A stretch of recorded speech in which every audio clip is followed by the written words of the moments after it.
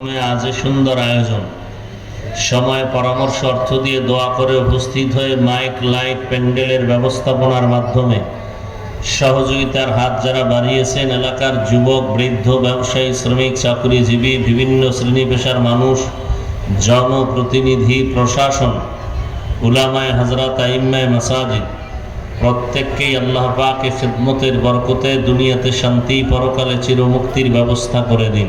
আমিন। হযরত উলামায়ে কেরাম দীর্ঘ সময় কোরআন সুন্নাহ ভিত্তিক আলোচনা রেখেছেন। ইনশাআল্লাহ আমার পরেও আলোচনা চলবে, চলবে না? চলবে। হ্যাঁ,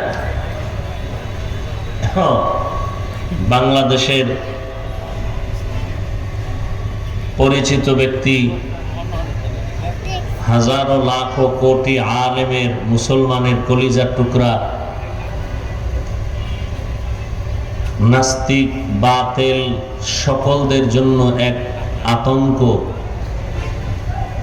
মুফতি রেজাউল করিম আবরার দামাত বারাকাতুহুম বয়ান করবেন। তিনি আল্লাহ পাক শেষ দোয়া করে যাওয়ার তৌফিক সবাইকে দান করেন।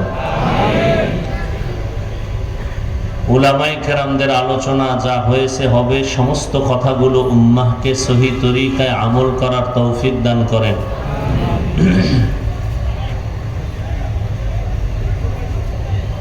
উলামায়ে কেরামের ইজ্জতকে আল্লাহ বেশি বেশি বাড়ায় দেন।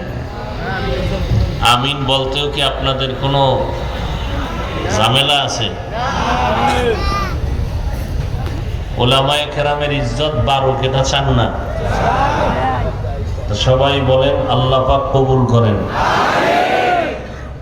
ফেসবুকে যারা আলেমদের বিরুদ্ধে লেখালেখি করে, আল্লাহ ওদের হেদায়েত দান করুন।